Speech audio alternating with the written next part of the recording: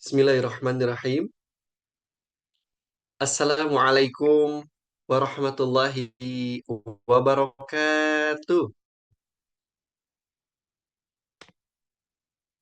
Alhamdulillahirabbil alamin.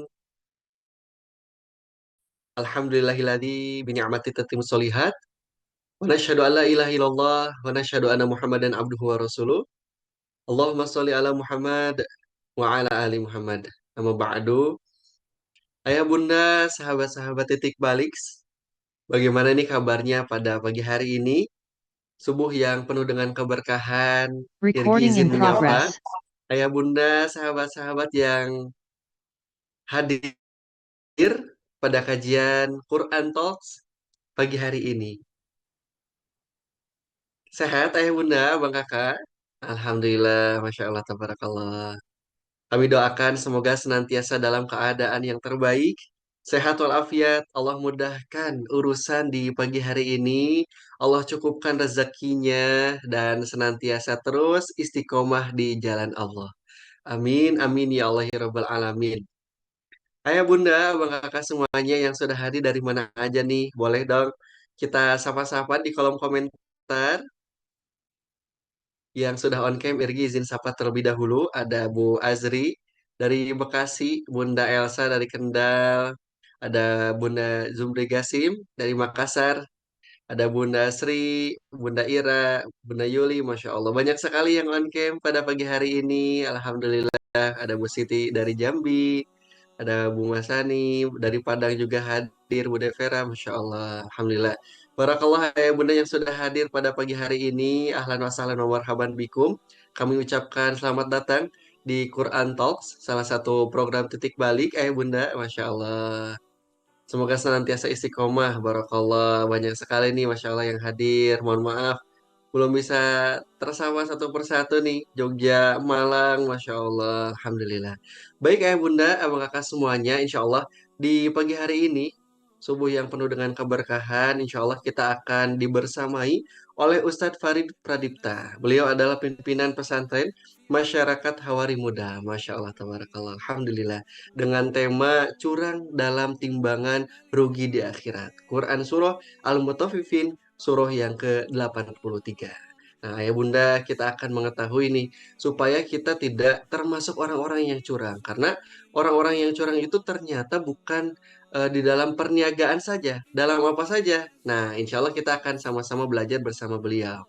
Dan insya Allah Alhamdulillah sudah ada di tengah-tengah kita.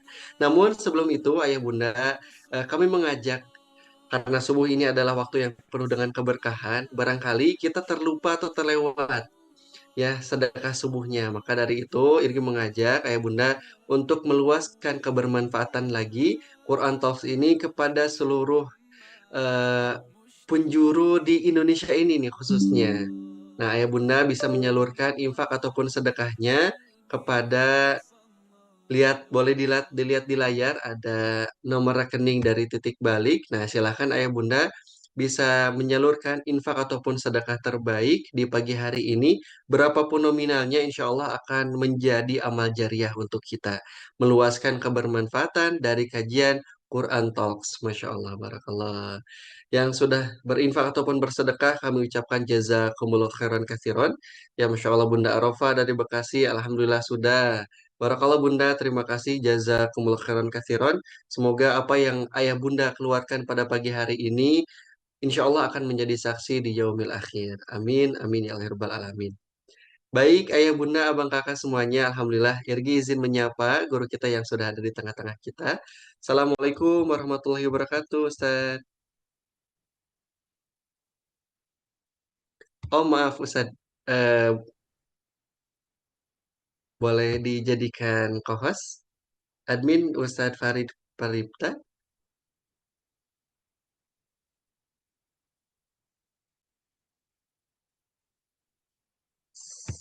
Alhamdulillah. Cek, cek. Oke. Masya Allah. Bagaimana kabarnya, Terdengar ya? Ustaz? Assalamualaikum, Alhamdulillah. Ustaz. Waalaikumsalam warahmatullahi wabarakatuh. Alhamdulillah sehat, baik. Masya Allah, tabarakallah. Alhamdulillah ini perdana Ustaz Irgi membersamai meskipun Irgi alhamdulillah Oh, sering insya ngeliat Allah. Ustaz di Oh, media sosial gitu, Masya Allah. Alhamdulillah. Salam Terima kenal kasih, terima Ustaz. kasih. Masya Allah, Salam Alhamdulillah. kenal juga Kang Irgi. Ya, Masya Kang Allah. Irgi, Masya Allah, Alhamdulillah. Kalau boleh tahu Ustaz, sekarang posisi ada di mana? Kalau sekarang posisinya lagi di masjid ini. Masya Allah, Baru tabarakallah. selesai ngisi kajian ya, di salah satu masjid di daerah saya lah ya. Di daerah Kalimantan Barat, sekitar 6 jam dari Pontianak gitu. Masya Allah, Mm-mm. tabarakallah, Alhamdulillah nih ayah bunda yang di Kalimantan semoga bisa silaturahim ya. Kalau Irgi dekat nih karena di Jawa, di Qadarullah jauh banget. Alhamdulillah, tapi bisa Jawa belajar mana nih. Kang Irgi? Di Malang, Ustaz. Kalau ke Oh di Malang, Malang, insya Allah berarti Mas disambut. Irgi. Salah saya berarti. Ya, Ustaz. Alhamdulillah. Baik, Ustaz. Izin bertanya sebelum kita mulai. Kenapa kita penting mempelajari ini, Ustaz? Curang di dalam timbangan rugi di akhirat. Boleh di-spill, Ustaz? Baik, Bismillah. Bismillahirrahmanirrahim. Ayah Bunda, Bang Kakak semuanya. Insya Allah pada kesempatan subuh hari ini kita akan mempelajari Quran Surah Al-Mutaffifin. Totalnya ada sekitar 36 ayat ya. Tapi Allahu a'lam nanti sedapatnya kita akan bahas karena ini cukup panjang.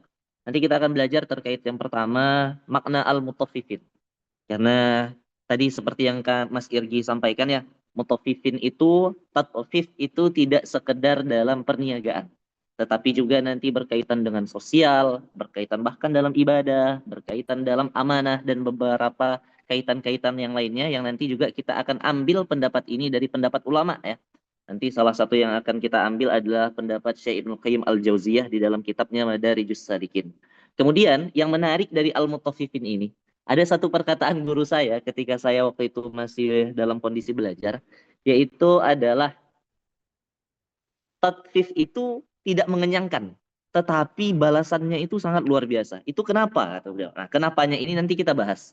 Karena orang yang curang itu kecurangannya biasanya nggak besar, tapi balasan Allah itu sampai menggunakan kata wailun. Nah, ini yang menarik nanti insya Allah, gitu ya. Yang mungkin akan sedikit membuka logika dan pemahaman kita. Nanti kita akan bahas insya Allah. Kemudian nanti kita juga akan belajar bagaimana cara kita agar kita bisa menghindari sifat ini, gitu ya. Bagaimana kita agar bisa menghindari sifat ini dari apa yang nanti sudah dituliskan di dalam Al-Qur'an di surah Al-Mutaffifin ini. Nah, karena nanti balasannya sangat-sangat besar ya. Balasan yang Allah berikan sangat-sangat besar walaupun kecurangannya sangat-sangat kecil dan kita harus sangat berhati-hati dengan bab kecurangan ini. Sementara mungkin itu saja yang bisa saya sampaikan ke Mas Irgi. Nanti kita akan bahas Allah. saja langsung ya di dalamnya bagaimana nanti ayat ini mengajarkan kepada kita sebuah nilai-nilai kehidupan dalam menjalani hidup dengan penuh keimanan. Barakallahu fikum. Mungkin ini Mas Irgi, Allah. silakan. Terima kasih Ustaz. Alhamdulillah. Baik ayah bunda, abang kakak ini yang disampaikan oleh guru kita sangat-sangat penting ya untuk kita ketahui dan untuk kita amalkan apa saja ini untuk pencegahan supaya tidak curang. Karena tadi ya yang seperti guru kita sampaikan kecurangannya sedikit tapi balasan Allah ya, sangatlah besar, Masya Allah tabarakallah. Maka Irgi mengajak nih ayah bunda kalau misalnya ayah bunda dalam keadaan yang terbaik, boleh silakan siapkan catatannya, siapkan Al-Qur'annya dan kalau bisa on cam ketika belajar. Barakallahu fikum. Sebelum kita mulai mari kita saksikan video bumper berikut ini.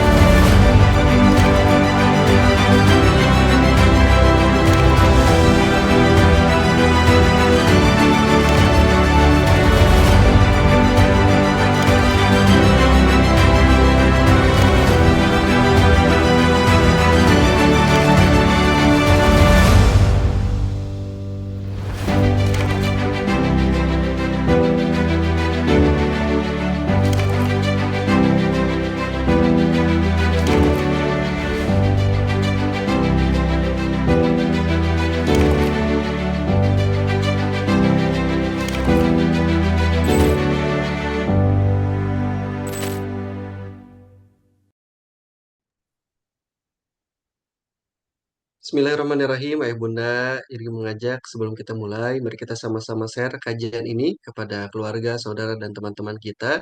Dan kita mengawali dengan doa, Allahumma inna nas'aluka ilman nafi'an, wa rizqan thayyiban, wa amalan mutaqabbalan. Amin, ya Allah, ya Rabbal Alamin. Bismillah kepada guru kita, kami persilakan. Tafadhol Ustaz. Baik, terima kasih banyak Mas Irgi. Bismillahirrahmanirrahim. Saya izin memulai ayah bunda bang kakak semuanya. Assalamualaikum warahmatullahi wabarakatuh. Silahkan dijawab di kolom chat. Aktif ya di kolom chat ya, insya Allah. Waalaikumsalam.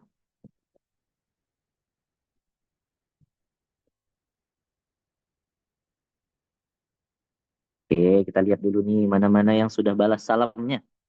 Masya Allah. Oke, Masya Allah. Terus aja ya, silahkan diketik aja. Disingkat boleh. Baik, Alhamdulillahi Rabbil Alamin. Alhamdulillahilladzi hadana lihada wa ma kunna linahtadiya laula an hadana Allah.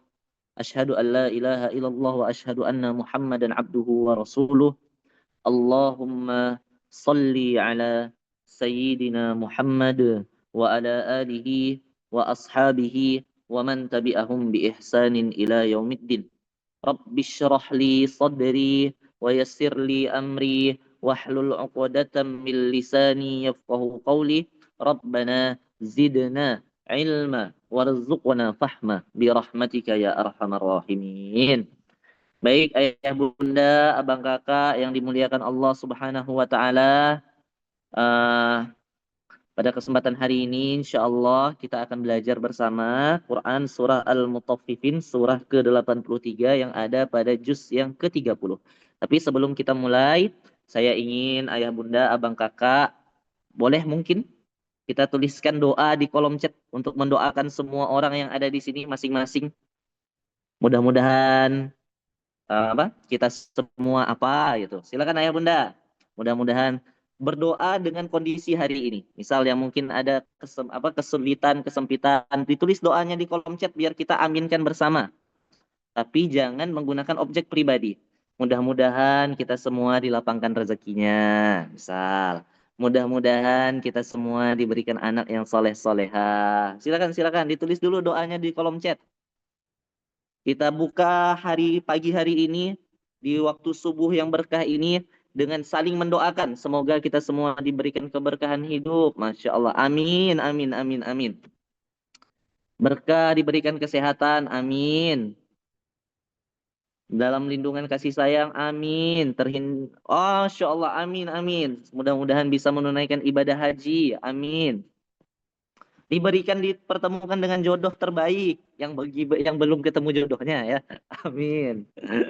Kemudian diberikan keturunan yang soleh-soleha. Amin, amin. Mudah semua urusan. Amin. Dalam lindungan. Amin. Lapang rezeki. Amin. Oh. Dimudahkan melunasi hutang, menjalankan amanah. Amin ya Allah. Mudah-mudahan ya. Insya Allah.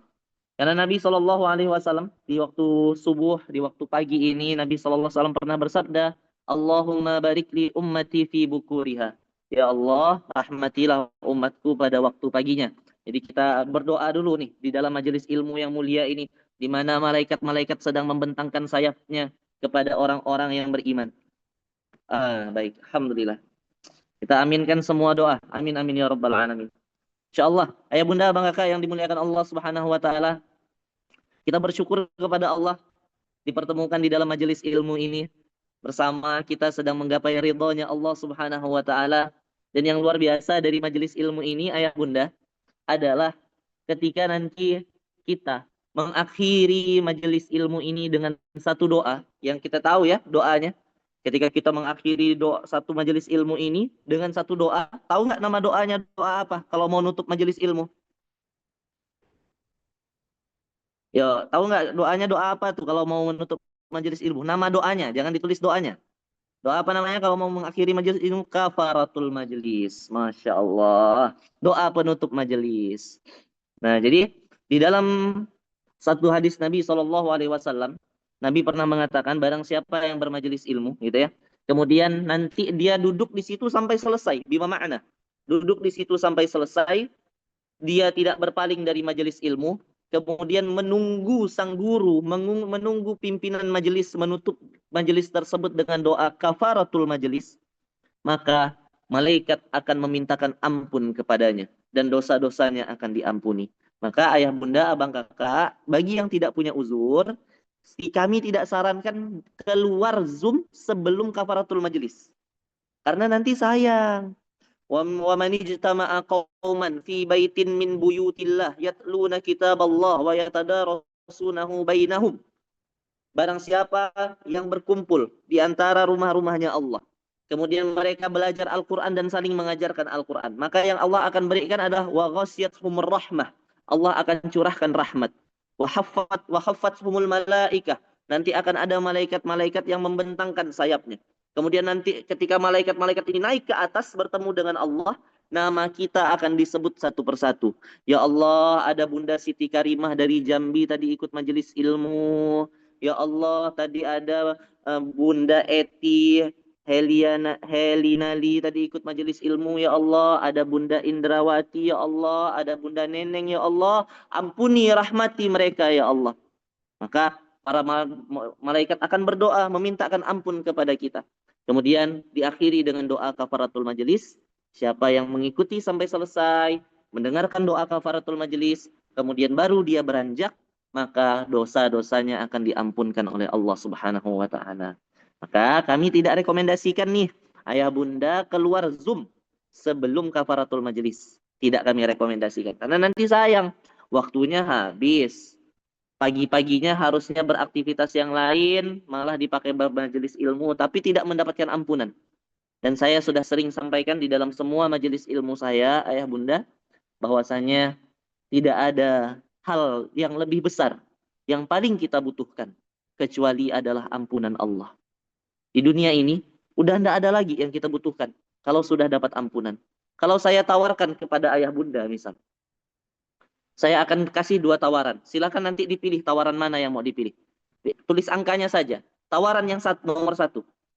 Saya ingin menawarkan ayah bunda rumah 3 lantai dengan 1 perusahaan. Rumah 3 lantai plus 1 perusahaan. Saya berikan kepada ayah bunda. Ini tawaran nomor 1. Atau ambil tawaran nomor 2.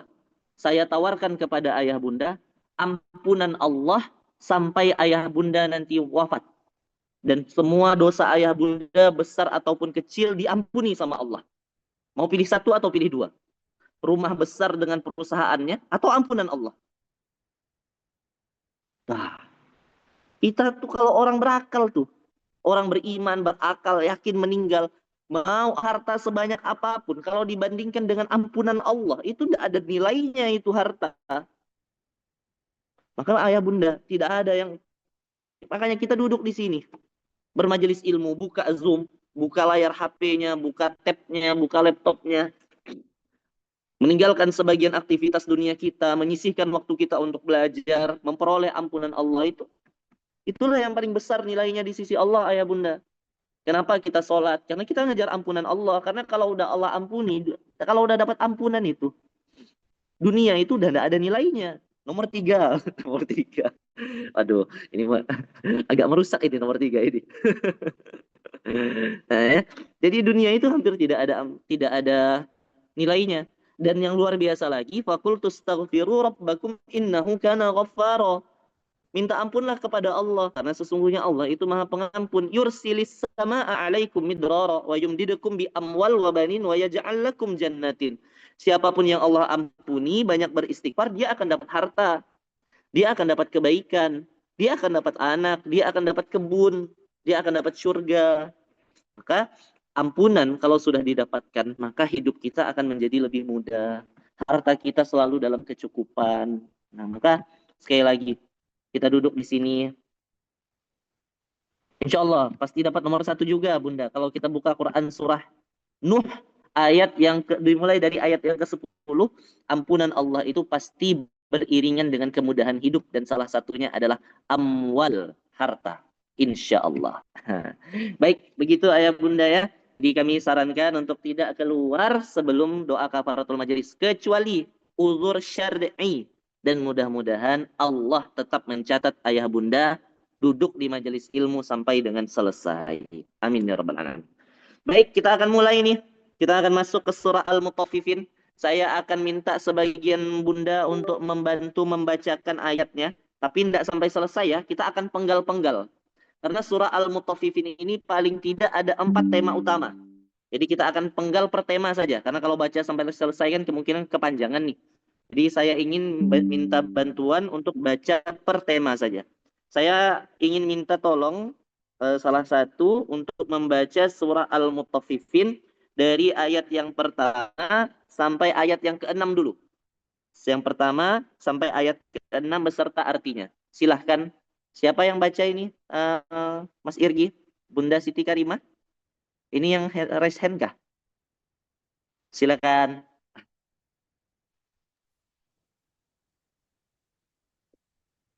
Baik, silakan Bunda. Sudah dibantu oleh kami. Oke. Terima kasih Ustadz. Assalamualaikum Ustadz. Waalaikumsalam. Surat Al-Mutaffifin, surat yang ke-83. A'udzu billahi minasyaitonir rajim. Bismillahirrahmanirrahim. Wailul lil mutaffifin. Alladzina idza iktalu 'alan nasi yastawfun wa idza kaluhum aw wazanuhum yukhsirun ala yadhunnu ulaika annahum mab'utsun liyaumin 'adzim yauma yakumun nasu lirabbil alamin. Yang artinya, Bismillahirrahmanirrahim, katakanlah orang-orang yang dalam menakar dan menimbang. 2, mereka adalah orang-orang yang apabila menerima takaran dari orang lain, mereka minta dipenuhi. Yang ketiga, sebaliknya, apabila mereka menakar atau menimbang untuk orang lain, mereka kurangi. 4, tidakkah mereka mengira bahwa sesungguhnya mereka akan dibangkitkan? 5, pada suatu hari yang besar atau hari kiamat. 6, yaitu hari ketika manusia bangkit mengharap Tuhan seluruh alam. Shadaqallahul azim, jazakallahu khair. Terima kasih Ustadz. Assalamualaikum. Assalamualaikum warahmatullahi wabarakatuh. Terima kasih banyak Bunda. Bismillahirrahmanirrahim. Kita akan mulai pembahasannya. Quran surah Al-Mutaffifin, kita mulai dari ayat yang pertama. Wailul lil mutaffifin. Wailun, celakalah. Kalau di dalam arti perkata, wailun itu bermakna kecelakaan. Celakalah. Nah, cuman ini kalau di dalam tafsir, ayah bunda, abang kakak yang dimuliakan Allah Subhanahu wa taala, ini yang pertama, di dalam kaidah bahasa Arab, orang Arab itu jarang sekali memulai sebuah kata dengan kalimat nakirah, dengan kata nakirah, yaitu dengan tanwin di ujungnya, wailun. Biasanya orang Arab itu menggunakan alif lam untuk memulai sebuah kalimat. Al-wailu. Tapi di sini menggunakan kata wailun. Kenapa? Karena ini kaidahnya umum. Maksudnya adalah siapa saja yang curang, gitu ya. Siapa saja yang mengurangi timbangan, maka dia akan celaka. Jadi ini berlaku untuk siapa saja dan ayat ini termasuk dalam doa. Ya, termasuk dalam doa. Maksudnya bukan doa yang kita bacakan di sholat ya, maksudnya adalah harapan bahwasanya orang yang mengurangi timbangan pasti celaka. Dan wail di dalam ayat ini adalah kalau di dalam tafsir ya ayah bunda, wail itu adalah lembah neraka di mana nanah dan darah berkumpul. Jadi lembah neraka di mana nanah dan darah berkumpul. Sampai-sampai di dalam sebuah riwayat itu, ayah bunda, ini tempatnya, wail ini, saking buruknya tempat ini, sampai-sampai Jahannam sendiri berdoa, semoga dijauhkan dari wail. Ini Jahannam yang berdoa ini. Jahannam berdoa untuk tidak didekatkan dengan wail. Karena memang saking hinanya, saking busuknya, saking tidak nyamannya wail ini. Wailun ini, wail. Maka orang-orang yang nanti akan ada sebagian orang-orang yang ditempatkan di situ nanti ketika wafatnya. Ketika meninggal, kemudian dihisap oleh Allah, maka dia mendapatkan neraka VIP, yaitu wail, lembah neraka di mana nanah dan darah itu berkumpul dan luar biasa. Di dalam tafsir surah An-Naba, ayah bunda, kalau nanti belajar surah An-Naba misal sama saya, kalau kebagian nanti, itu kan di dalam di ayat yang ke-21, inna jahannama kanat mirsada lit-taghina ma'aba labisina fiha ahqaba la yadhuquna fiha bardaw wala syaraba illa hamiman wa ghassaqa. Sesungguhnya jahanam itu adalah tempat yang mengintai, diperuntukkan kepada orang-orang yang melampaui batas, lit-taghina ma'aba labisina fiha ahqaba, mereka berada di dalamnya dalam waktu yang lama, la yazuquna fiha bardaw wala syaraba, dan mereka di dalamnya tidak akan merasakan kedinginan dan tidak juga mendapatkan minuman, illa hamima wa ghassaqa, kecuali nanah dan darah. Di dalam tafsir itu, ketika Allah Subhanahu wa taala menyampaikan kondisi nanah neraka itu, luar biasanya ayah bunda, di dalam tafsir Ibnu Katsir itu disebutkan begini, jika satu tetes nanah dari neraka diteteskan jatuh ke atas muka bumi, maka satu tetes saja ini, seluruh kehidupan yang ada di muka bumi ini akan hancur saking busuknya bau nanah itu. Dan itu diminum nanti di neraka. Satu tetes hancur kehidupan di muka bumi, dan itu nanti diminum di neraka. Dan ayah bunda tahu tidak, nanah yang diminum di neraka itu bukan nanah yang Allah ciptakan terpisah, bukan. Ini ayah bunda harus ngebayangin nih ayat neraka nih ya. Nanah yang Allah ciptakan, nanah yang Allah hadirkan di neraka nanti adalah nanah dari penghuni neraka yang disiksa. Jadi kan siksaan neraka itu kan berat. Dibakar, dibantai, dicambuk, terluka. Yang namanya luka pasti bernanah, apalagi di tempat yang tidak baik, di tempat yang kotor. Nanah itu nanti dari semua manusia yang ada di neraka dikumpulkan oleh Allah untuk dijadikan minuman. Jadi nanah itu bukan nanah yang Allah ciptakan terpisah gitu, bukan, bukan. Tapi nanah yang Allah ambil dari penghuni neraka. Berarti nanah orang-orang di situ, nanah teman-temannya di neraka itu. Itu busuknya minta ampun, gitu ya. Sampai-sampai jika seandainya tetesan nanah ini dijatuhkan ke bumi, satu tetes saja, itu akan menghancurkan seluruh kehidupan yang ada di muka bumi. Na'udzubillah min dzalik. Dan mudah-mudahan kita tidak termasuk golongan orang yang masuk ke tempat ini. Itu luar biasa banget. Gak terbayang saya. Dipaksa untuk minum nanah. Kita haus. Tidak ada lagi minuman. Wala syaraba, kata Allah. Illa hamima wa ghassaqo, kecuali nanah dan darah. Dan nanah itu diambil dari darah nanah penghuni neraka. Itu luar biasa. Dan tempat di mana nanah itu dikumpulkan disebut wail. Dan wail ini adalah tempat yang sangat busuk, berada di neraka jahanam paling bawah. Dan ini diperuntukkan oleh untuk orang-orang yang salah satunya wailul. Sesungguhnya wail itu. Jadi kalau kita mau menggunakan tafsir, jadi gini bahasanya. Dan wailul itu tempat lembah neraka jahanam di mana nanah itu berkumpul itu, lil mutaffifin, diperuntukkan kepada orang-orang yang mutaffifin, orang-orang yang tatawfif. Jadi mutaffifin ini orangnya. Sifatnya ayah bunda disebut tatawfif. Tatawfif. Sifatnya disebut tatawfif. Kayak orang ikhlas, sifatnya ikhlas, orangnya disebut mukhlis. Orangnya ihsan, sifatnya ihsan, orangnya disebut muhsin. Sifatnya Islam, orangnya disebut muslim. Kalau ini tatofif, orangnya disebut mutaffifin. Perut langsung mual. Masya Allah. Jadi nggak nafsu sarapan ya bunda ya. Baik. Mohon maaf bunda. Jadi tatofif, orang-orang yang curang. Jadi tatofif itu memilih sama pingin muntah. Allah, minta maaf saya ayah bunda. Masya Allah. Nah, jadi tatfif itu bermakna curang, mengurangi takaran, gitu ya. Curang, mengurangi takaran. Tatfif itu bermakna curang dan mengurangi takaran. Silakan dicatat dulu ayah bunda, karena nanti kita akan memasuki maknanya secara umum. Curang, mengurangi takaran.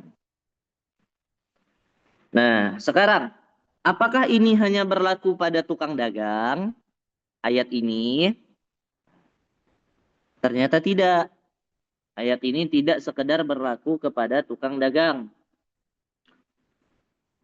Sebentar ayah bunda.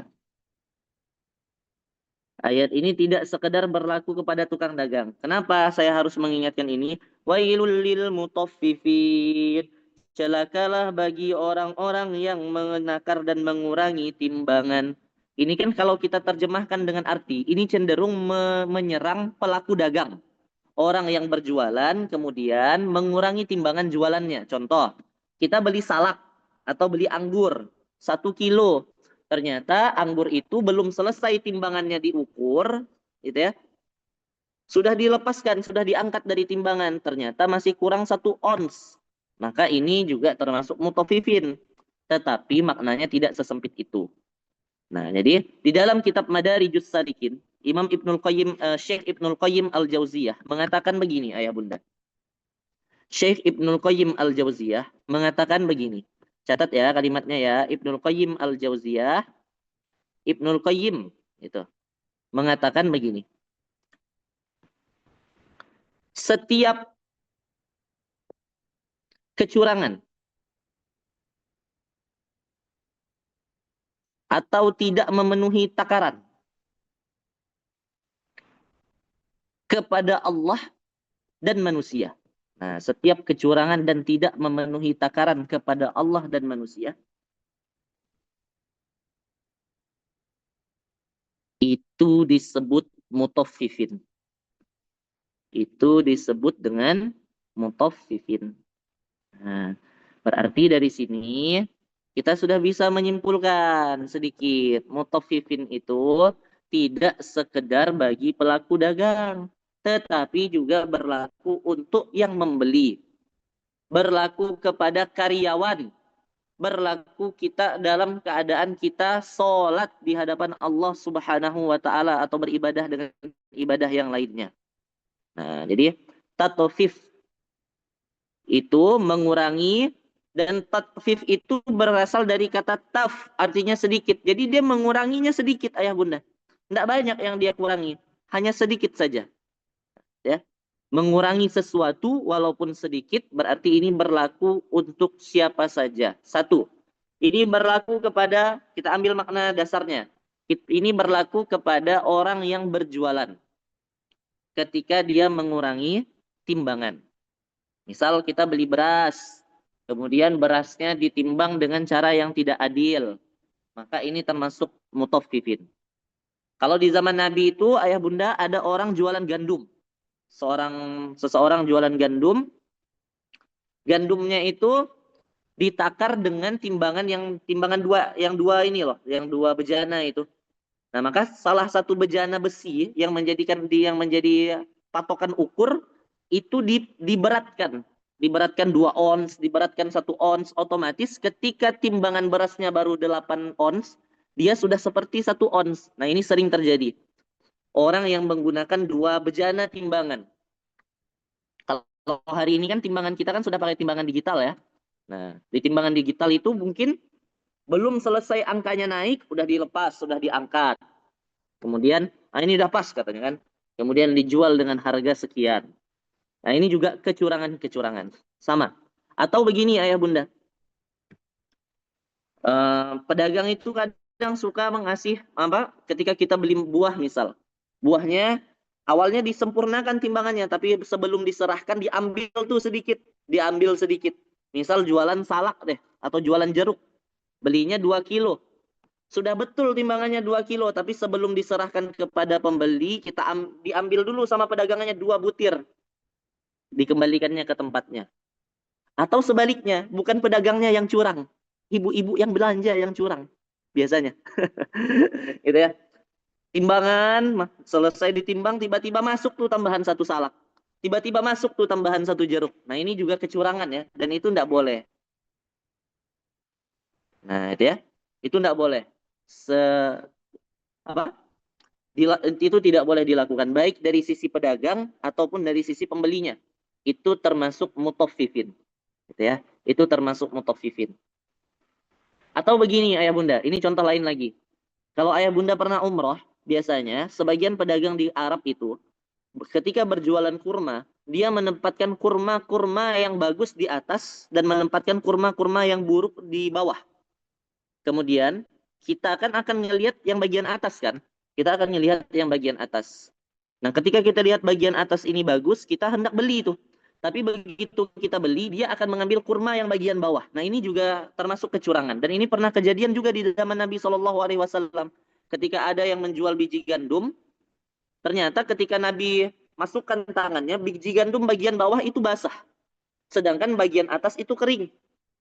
Dan biji gandum yang basah itu kan pasti lebih berat. Contoh beras deh ayah bunda. Beras basah itu, nanti ya kita akan jawab ya pertanyaannya ya, ditulis aja. Beras basah itu pasti lebih berat daripada beras kering. Maka Nabi SAW memasukkan tangannya dan dirasakan ternyata gandumnya di bawah itu basah. Maka Nabi agak sedikit marah dan berkata, kenapa tidak kau tempatkan yang basah di atas? Supaya orang tahu bahwasanya ini basah. Jangan kau tempatkan yang kering di atas, yang basah di bawah. Lalu engkau menjual kepada mereka yang basah, sedangkan menunjukkan kepada mereka yang kering. Nah, ini tidak boleh. Itu juga termasuk kecurangan. Dan itu termasuk mutaffifin. Jadi sekali lagi ayah bunda, mutaffifin itu tidak sekedar tentang mengurangi takaran timbangan. Tapi setiap kecurangan dalam dagang, ini dalam bab dagang dulu ya, dalam konteks dagang ya, itu adalah mutaffifin. Maka jangan lakukan itu. Ya, jangan lakukan. Terutama di dalam perdagangan itu. Contoh ayah bunda, guru saya mengatakan begini, mutaffifin itu, tatfif itu tidak mengenyangkan. Contoh, ketika kita jualan jeruk, orang beli 2 kilo, yang kita ambil untuk mengurangi timbangannya cuma 2 butir. Oh, emangnya kenyang makan 2 butir jeruk? Kan tidak. Makanya tatfif itu, kata guru saya, tidak pernah mengenyangkan. Karena hanya sedikit. Tetapi kenapa dosanya begitu besar?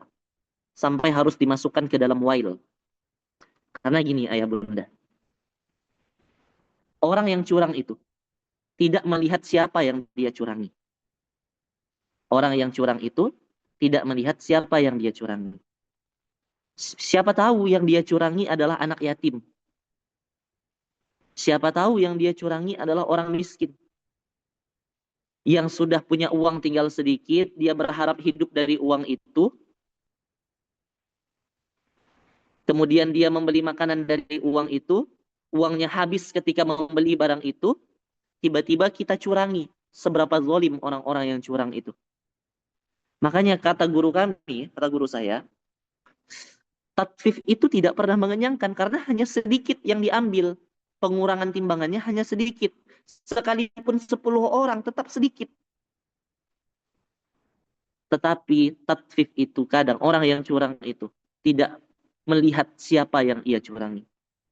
Siapa tahu dia adalah janda tua yang sudah sedikit uangnya. Siapa tahu dia adalah seorang anak yatim piatu dan kemudian kita menzolimi seorang yatim piatu. Siapa tahu dia adalah fakir miskin yang kesulitan makan. Siapa tahu dia adalah seorang ayah, seorang kepala keluarga yang di PHK dari pekerjaannya. Kemudian kita curangi. Maka inilah yang menjadikan kenapa sedikitnya dosa, kecilnya kecurangan di dalam tatfif membawa kehinaan yang sangat besar. Karena kita tidak tahu siapa yang kita curangi. Siapa tahu mereka adalah orang-orang yang membutuhkan barang-barang itu. Gitu ya ayah bunda ya. Ustadz, kalau seandainya kami dicurangi gimana? Kami dicurangi pedagangnya. Kata guru saya, ayah bunda, sikap yang paling bagus ketika dicurangi itu dalam dagang, dalam inilah ya, dalam dalam urusan berdagang. Kalau kita ngegas, nanti digas balik. Maka kalau menurut saya ya menyarankan itu selalu untuk diam saja. Sekalipun kita tahu. Untuk diam sekalipun kita tahu karena semua itu nanti akan dihitung sebagai sedekah sirriyah. Sedekah sembunyi-sembunyi oleh Allah. Jadi ketika kita beli anggur misal, anggurnya tuh kurang setengah ons. Udah tahu kita ini anggurnya kurang setengah ons ini. Tetapi kita tidak komen. Ya udahlah, anggap aja sedekah. Maka menjadi sedekah sirriyah. Kalau ayah bunda betul-betul ridho dan ikhlas tapi kalau ayah bunda tidak ridho, tidak ikhlas, ngedumel sendiri, marah-marah gitu ya, maka silakan ayah bunda langsung bicara sama orangnya. Nah ya, jadi seperti ini. Tatfif itu kenapa menjadi dosa besar? Menjadi dosa dengan balasan yang sangat besar karena kita tidak tahu siapa yang kita curangi. Kemudian ayah bunda, ibu-ibu tadi ya, kadang sebagian kita belanja suka melebih-lebihkan. Kalau saling menawar, tawar-menawar, kemudian di atas dasar saling ridho, saling ikhlas, tidak ada unsur paksaan, maka tidak apa-apa, diperbolehkan. Tetapi kalau sampai memaksa, sampai mengancam, itu tidak boleh. Tetap tidak boleh ayah bunda kalau menawarnya dengan ancaman, dengan paksaan, itu tetap tidak boleh. Tetapi kalau menawar-nawarnya saling ridho, saling ikhlas, itu tidak mengapa. Ya, seperti itu ayah bunda yang dimuliakan Allah. Atau gini, kita tuh sering beli buah tapi minta tester. Kita sering beli buah minta tester, padahal testernya tidak disediakan. Gitu ya. Buah untuk dites itu tidak ada sebetulnya. Oh kita coba dulu lah, gitu ya. Ambil, langsung makan satu misal. Kalau di sini lagi musim rambutan, potek tuh rambutannya satu, pak gitu ya. Padahal bukan buat dipotek itu, dimakan. Enak. Oke lah kalau beli, tapi kalau nggak enak, nggak jadi beli dia, tapi udah masuk ke perutnya. Padahal itu bukan tester, itu bukan makanan untuk diuji coba. Maka itu termasuk mutafifin juga ya bunda. Itu termasuk kecurangan juga. Itu termasuk mengurang-ngurangi takaran juga. Dan itu tidak diperbolehkan. Kecuali atas izin orangnya. Ini ibu, coba nih. Ini nih salah satu buah yang bisa dicoba. Ini kalau ini enak, nah semua yang ini juga sama nih. Ibu kalau ini cocok silakan nih beli-beli, gak apa-apa. Nah, misal ya, itu enggak apa-apa. Tapi kalau kita datang-datang, Mas coba ya, belum sempat Masnya ngomong iya, udah kita potek gitu, udah kita makan, maka itu termasuk mutafifin juga. Itu enggak boleh dilakukan ayah bunda. Nah, apa hukumnya QRIS? Nanti ya bunda, kita belum bahas ke situ. Baik, jadi seperti itu. Itu salah satu mutafifin yang sering terjadi di lingkungan kita ketika kita berhadapan dengan beberapa pedagang. Pedagangnya yang curang atau kita yang berkelewatan batas. Dan itu hati-hati. Itu dalam urusan jual beli. Gitu ya. Itu dalam urusan jual beli. Apalagi mutafifin yang lain dalam urusan bekerja. Masuk jam 8. Kita datangnya jam setengah 9. Nah itu termasuk mutafifin ayah bunda. Karena sudah mengurangi takaran timbangan jam kerja. Itu nggak boleh. Wailun. Akan masuk neraka wail. Akan dimasukkan ke dalam wail. Orang-orang yang mengurangi takaran timbangan jam kerja. Yang harusnya masuknya jam 8, dia datang jam 8.30. Yang harusnya selesainya jam 5, dia pulangnya jam 4. Yang harusnya istirahat sampai jam 1, dia makan sampai jam 1.30. Dan ini banyak terjadi. Jam kerja tapi nongkrongnya di kafe. Nggak kerja, ngobrol nggak jelas, mikirin bisnis pribadi. Harusnya dia mikirin pekerjaannya. Nah ini banyak terjadi. Kemarin lagi viral-viralnya nih setelah Pak Purbaya Yudi Sadewa naik kan. Ada sebagian oknum-oknum pegawai di pemerintahan, di sebagian departemen pemerintahan yang dilaporkan ternyata di jam kerja menggunakan pakaian dinas nongkrong di kafe. Nah itu wail. Itu mutafifin. Itu curang dalam pekerjaan. Dan hartanya tidak akan berkah. Nah, itu hati-hati mengurangi takaran timbangan dalam urusan pekerjaan. Apalagi kalau di dalam dunia perusahaan ada namanya KPI, menjalankan job desk dan punya nilai. Kemudian job desk-nya tidak dia jalankan dengan baik, dia lemparkan ke anak magang. Padahal itu kerjaannya. Guru-guru dilemparkan ke guru honorer, padahal itu kerjaannya wail. Apalagi ndak ada upah. Itu kerjaan kita. Kita digaji atas itu. Kita lempar ke anak baru, kita lempar ke guru honorer, kita lempar ke karyawan honorer, kita lempar ke karyawan magang.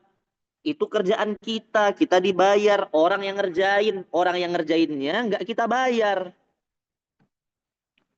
Mutafifin, termasuk mutafifin, ayah bunda. Wail kata Allah, wailul lil mutaffifin, dan mutaffifin itu wail itu untuk orang-orang yang mutaffifin. Ustadz, kalau jam kerja jam 8 tapi ada aturan kalau telat dipotong uang transportnya. Nah, masuk dalam mutaffifin tidak? Tidak, karena antara muslim dengan muslim yang lainnya terikat kesepakatan. Kalau sudah sepakat ini tidak mutaffifin. Yang dipotong adalah uang tunjangan ya, tapi ya bukan gaji pokok. Gaji pokok tidak boleh dipotong. Ingat, yang punya perusahaan, yang punya bisnis, tidak boleh memotong gaji pokok. Yang boleh dipotong adalah tunjangan-tunjangan. Maka kalau bikin slip gaji, pastikan remunerasinya bagus. Pastikan ada tunjangan transport, tunjangan makan. Kalau nggak masuk, tunjangan ini dipotong. Nah, kayak gitu dia. Gaji pokoknya tidak boleh dipotong. Nah, ini seperti itu ayah bunda. Jadi, orang-orang yang mengurangi timbangan tadi, hati-hati. Itu termasuk mutaffifin. Nah, mungkin ayah bunda pernah dapat konten gini. Gimana ya bunyi kalimatnya ya? Oh gini. Bekerjalah kalian semaksimal mungkin. Bekerjalah dengan nilai 20 walaupun gaji kalian hanya 10. Gitu ya. Itu kan kemarin lagi viral tuh kalimat itu tuh. Bekerjalah kalian dengan nilai 20 walaupun gaji kalian nilainya cuma 10. Karena Allah itu maha adil. Allah akan mengganti setiap usaha dan ikhtiar kalian. 10 yang tersisa. Bekerjalah seperti orang yang 20 juta. Walaupun gaji kalian 10 juta. Karena 10 jutanya nanti akan Allah balas dalam bentuk yang lainnya. Betul tidak kalimat itu kira-kira? Janganlah kalian bekerja dengan nilai 5 juta. Janganlah kalian bekerja dengan nilai 5 juta. Padahal gaji kalian 10 juta. Karena nanti Allah akan ambil secara paksa. Betul tidak kira-kira kalimat itu? Salah besar. Tuh kan ada orang tuh ngomong kayak gitu ayah bunda. Bekerjalah kalian, kata bosnya kan. Dengan nilai 20 juta. Seperti orang yang digaji 20 juta. Walaupun kalian hanya mendapat 10 juta. 10 juta sisanya akan diganti oleh Allah dengan bentuk yang lainnya. Nah, coba saya mau dengar pendapat ayah bunda dulu lah. Gimana tuh dengan kalimat itu? Nggak benar. Nggak benar ya? Kemudian dilanjutkan lagi. Kerjalah kalian. Kalau kalian kerjanya nggak benar, gaji kalian 10 juta. Tapi gaji kalian cuman, pekerjaan kalian cuman layak dinilai 5 juta. Nanti kalian celaka, nanti kalian sakit, nanti Allah ambil harta kalian. Kayak gitu. Provokator itu tidak benar. Oke. Soalnya banyak ayah bunda beredar kalimat itu. Kemarin sempat viral itu. Karena di salah satu minimarket yang cukup besar ya di Indonesia, kemarin HR-nya menyampaikan tentang itu. Nanti bertanya boleh. Kalimat itu, ayah bunda, secara umum sebenarnya benar. Kalimat mengandung makna keimanan, tetapi salah yang mengucapkannya. Yang mengucapkannya tidak boleh orang yang, nggak boleh atasannya, nggak boleh bosnya, karena itu seolah menuntut dan memprovokasi. Tapi kalau ucapan itu diucapkan oleh ibunya, diucapkan oleh sahabatnya, diucapkan oleh istrinya, itu beda pasti. Sayang, kata istrinya, nggak apa-apa kok, kamu kerjanya Masya Allah banget. Kamu udah kerja maksimal banget, bahkan kerjaan kamu kayaknya layak kok dinilai 20 juta, tapi cuman perusahaan nilai 10 juta, nggak apa-apa kok. Nanti Allah pasti ganti dengan yang lebih baik. Nanti pasti Allah akan datangkan rezeki kok dari arah yang tak disangka-sangka. Nggak apa-apa sayang. Nah, itu kalau istrinya yang ngomong.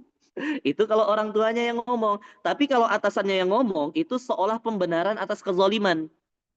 Maka nggak boleh HR, HRD ngomong gitu ke karyawan, nggak boleh. Atasan nggak boleh ngomong gitu ke karyawan, nggak boleh. Tapi kalau orang luar, orang eksternal, orang terdekat kita, untuk memotivasi jiwa kita gitu ya, biar nggak pundung, biar nggak stres, biar nggak capek, biar tetap ikhlas dalam berbuat, itu nggak apa-apa. Makanya kalimat itu benar dalam konteks keimanan secara umum, tetapi tidak benar jika diucapkan oleh HRD, oleh atasan, oleh manajer, nggak benar. Maka kalau ayah bunda punya bisnis, jangan ngomong gitu ya ke ininya, ke karyawannya. Libatkan orang lain kalau mau gitu, dan itu pun harus tanpa kepentingan. Saya bilang gitu ke anak saya, Ustadz. Nah, benar itu Bunda. Kalau ke anak kita nggak apa-apa ngomong gitu, biar anak kita tuh semangat gitu. Yakin balasan Allah pasti lebih baik. Tapi kalau secara profesional nggak boleh. Nggak boleh secara profesional ngomong gitu. Baik, sekarang kita lanjutkan. Jadi ya, tadi ya, datang terlambat, pulang cepat, kemudian tidak bekerja dengan penuh, tidak menunaikan KPI dengan penuh, atau bos yang tidak memberikan upah dengan penuh. Tadi zalim, bos yang zalim, atasan yang zalim, tidak menggaji anak buahnya dengan gaji yang sepadan, padahal ikhtiar usaha anak buahnya lebih begitu besar. Ini juga mutaffifin, melanggar kesepakatan nanti dia. Nah ya, ini juga termasuk mutaffifin. Kemudian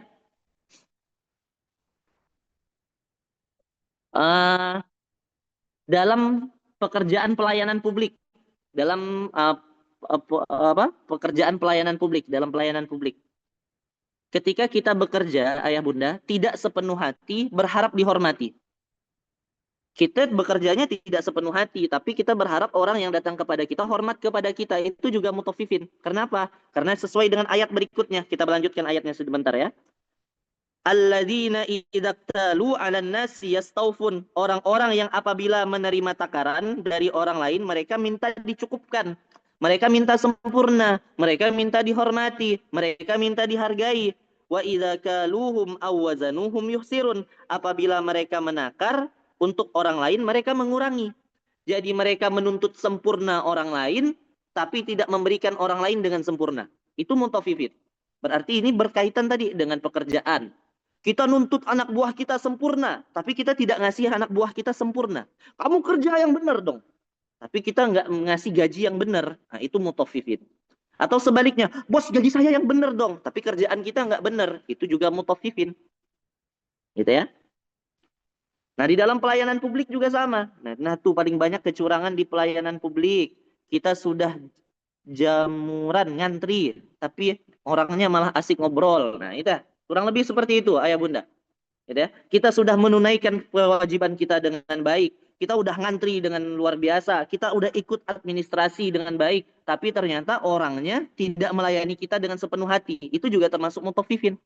Kita berusaha menghormatinya dengan cara mengikuti regulasi. Tetapi orang tersebut, pelayan publik tersebut tidak menghormati kita. Itu juga mutaffifin.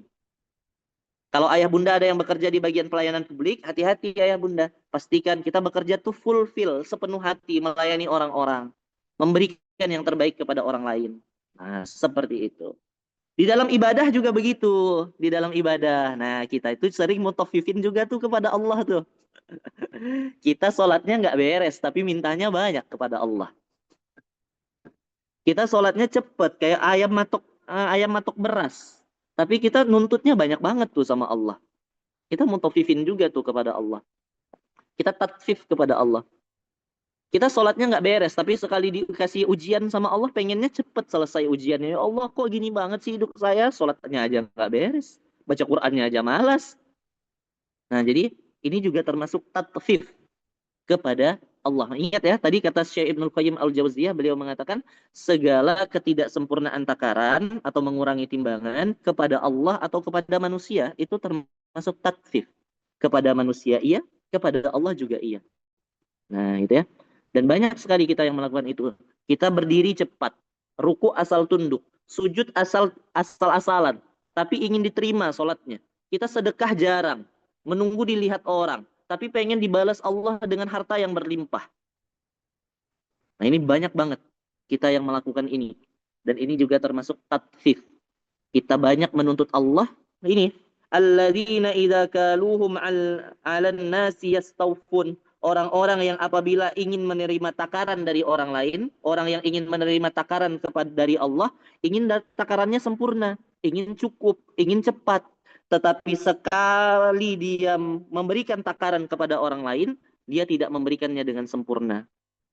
Maka ayah bunda, bang kakak yang dimuliakan Allah Subhanahu wa taala, tatfif itu tadi tidak sekedar tentang hubungan dengan manusia seperti yang sudah kita contohkan, tetapi juga antara kita dengan Tuhan kita. Jangan sampai kita tidak sempurna menunaikan kewajiban, tetapi luar biasa kita menuntut hak kita kepada Tuhan kita.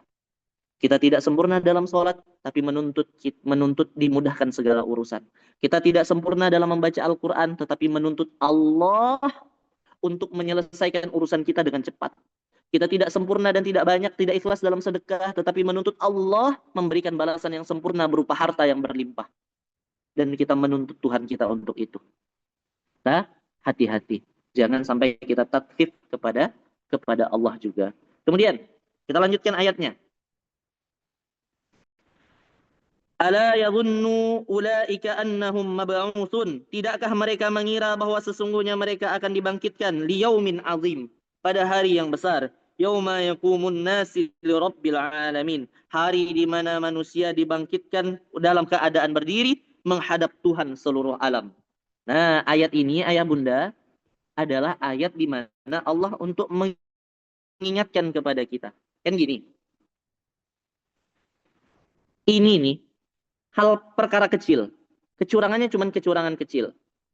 Kemudian balasannya sangat luar biasa sampai harus kena wail, harus masuk ke tempat di mana nanti nanah itu berkumpul. Dan Allah mengingatkan kepada kita, ala yadhunnu ulaika annahum mab'utsun. Tidakkah mereka mengira bahwa sesungguhnya mereka akan dibangkitkan? Nah, ayat ini adalah ayat yang apa ya? Hampir template gitu. Allah itu setiap kali ada perbuatan kemaksiatan, Allah selalu memerintahkan kita untuk beriman kepada hari akhir. Setiap ada peringatan atas kemaksiatan, rata-rata Allah itu pasti mengingatkan kita pada hari akhir. Kenapa? Karena orang yang beriman pada hari akhir sadar dia akan dibangkitkan. Sadar dia akan dihidupkan kembali oleh Allah setelah tiupan sangkakala yang kedua. Sadar dia akan bertemu dengan Allah, maka orang itu tidak akan pernah berani untuk berbuat kemaksiatan. Tidak akan pernah berani. Karena dia sadar betul dia akan bertemu dengan Allah. Karena di hari itu nanti ayah bunda adalah hari di mana sangkakala ditiup yang pertama, maka semua akan hancur. Kemudian sangkakala yang kedua akan dibangun kembali bumi yang baru, bumi yang tidak ada gunung di dalamnya, bumi yang tidak ada lembah di dalamnya. Semua hanyalah sebuah padang datar yang tandus, yang dimana nanti Allah akan menghimpun matahari dan bulan. Hari ini matahari dan bulan terpisah, tapi di hari itu matahari dan bulan akan disatukan oleh Allah dalam satu kondisi dan satu tempat yang jaraknya sangat dekat dengan kepala manusia. Di hari itu nanti semua orang yang ada di bawah tanah akan dibangkitkan. Dan berapa banyak hari ini orang-orang yang berada di bawah tanah, yang sudah dikubur? Lebih banyak orang yang ada di atas tanah atau di bawah tanah kira-kira hari ini? Lebih banyak orang yang ada di bawah tanah. Karena orang yang ada di bawah tanah sudah ada sejak zaman dari Nabi Adam sampai hari ini. Dan semuanya akan dibangkitkan dari tulang ekor mereka. Ingat ayah bunda, dalam salah satu tafsir yang disampaikan, tubuh manusia itu semuanya hancur. Kecuali satu, tulang ekor. Semua tubuh manusia akan hancur. Bahkan tulang belulangnya akan hancur. Kecuali satu, tulang ekor. Dan manusia akan dibangkitkan dari tulang ekornya. Akan dibentuk lagi fisiknya dari tulang ekornya. Dan hari itu nanti, yaumin azim, hari yang sangat besar. Kenapa disebut hari yang sangat besar? Karena hari itu nanti adalah hari di mana kita akan sangat takut. Yauma yafirrul mar'u min akhih wa ummihi wa abih wa sahibatihi wa banih likulli imri'in minhum yauma idzin sya'nu yughni. Di mana hari itu sudah tidak peduli lagi antara anak dengan ibunya, ibu dengan anaknya, suami dengan istrinya, pasangan dengan pasangannya sudah tidak lagi peduli. Yang mereka pikirkan hanya menyelamatkan diri mereka. Hari ini di dunia saja, ketika ada gempa, kita hampir-hampir lupa dengan segalanya. Kita lupa dengan suami kita lupa dengan orang tua kita lupa dengan anak-anak kita, hanya untuk menyelamatkan diri kita dalam kondisi gempa. Di hari nanti, di hari yaumun azim itu, kita hanya akan takut karena kita akan bertemu dengan Allah. Di hari itu kita akan dihisap. Kita udah cemas dan khawatir aib-aib kita dibukakan oleh Allah. Tidak sempat kita mikirkan orang lain. Dan tidak sempat juga kita memikirkan aurat kita. Makanya Ibunda Aisyah pernah berkata kepada Nabi, ya Rasulullah, jika hari itu semua orang dibangkitkan dalam keadaan telanjang, bagaimana dengan aurat kami? Kata Ibunda Aisyah. Ya Aisyah, hari itu hari yang sangat sibuk. Tidak ada yang peduli dengan aurat. Tidak ada yang peduli dengan aurat kalian. Bahkan dengan auratnya sendiri. Hari itu, yauma yakumu. Lihat ayat ayah bunda ayat ke-6. Hari di mana yakumu. Yakumu dari kata qoma. Berdiri. Hari itu kita berdiri ayah bunda. Dan berdirinya bentar, bentar. Ada yang tahu nggak kira-kira berdirinya di Yaumul Mahsyar itu berapa lama? Coba kalau ada yang tahu silahkan ditulis. Waktunya kita berdiri di padang mahsyar itu berapa lama nanti? Berdiri loh. Kita nggak berbaring, kita nggak duduk. Kalau upacara 17-an, ayah bunda yang pernah ikut upacara 17-an, ayah bunda nanti bisa duduk, bisa jongkok, bisa berteduh di pohon. Nanti nggak ada pohon, nggak ada gunung, nggak bisa jongkok, nggak bisa baring. Kita nanti di Yaumul Mahsyar, ada yang benar nih. Khamsina alfasanah. 50.000 tahun. 50.000 tahun. Dan 50.000 tahun ini harus dibandingkan dengan tahun di dunia. Ingat, satu hari akhirat setara dengan 1.000 tahun dunia. Satu hari akhirat setara dengan 1.000 tahun dunia. Berarti 50.000 dikali 1.000. Berarti total lamanya kita berdiri nanti seperti sebagaimana kita 50 juta tahun berdiri di dunia. Dalam kondisi panas, matahari hanya sedikit saja dari jaraknya dari kepala kita. Dan hari itu ayah bunda, kita akan berkeringat. Dan keringat kita akan menutupi badan kita. Kata guru saya, kenapa manusia hari itu tidak bisa duduk? Tidak bisa jongkok. Tidak bisa berbaring. Karena kalau dia duduk, dia akan tenggelam oleh keringatnya. Lama kita menunggu dalam kondisi telanjang. Bayangkan ayah bunda kondisinya ya. Dalam kondisi telanjang. Panas terik matahari yang sangat dekat. Bumi saat itu adalah bumi baru yang datar, tidak ada pohon. Padang, hanya padang yang luas. Mengantri kita untuk bertemu dengan Allah Subhanahu wa Ta'ala. Sedangkan kita dalam kondisi membawa dosa. Mengantri dalam kondisi membawa dosa. Ibarat kalau sekolah itu ayah bunda, disuruh maju sama guru, ngantri kan. Tapi kita nggak hafal tuh. Misal disuruh ngafal perkalian waktu SD, tapi kita nggak hafal, itu pasti kan berdebar-debar. Kita pasti takut. Disuruh ngerjain PR sama guru. Oke, kita baris, kita susun ya dari kiri ke kanan. Kebetulan kita nomor 4. Nomor 4 nggak kita kerjain. Nomor 4 kita nggak paham. Itu aja kita udah deg-degan. Apalagi kita datang kepada Allah membawa dosa zina, membawa dosa khamar, membawa dosa mabuk, membawa dosa mutafifin, dan membawa dosa-dosa yang lainnya. Nah, ini yang harus kita khawatirkan. Makanya, setiap orang yang sadar betul dengan hari kiamat, dengan hari kebangkitan, maka dia tidak akan berani untuk berbuat kemaksiatan. Makanya ini salah satu cara kita agar kita terhindar dari mutafifin, yaitu sadar betul kita nanti akan dibangkitkan oleh Allah Subhanahu wa Ta'ala.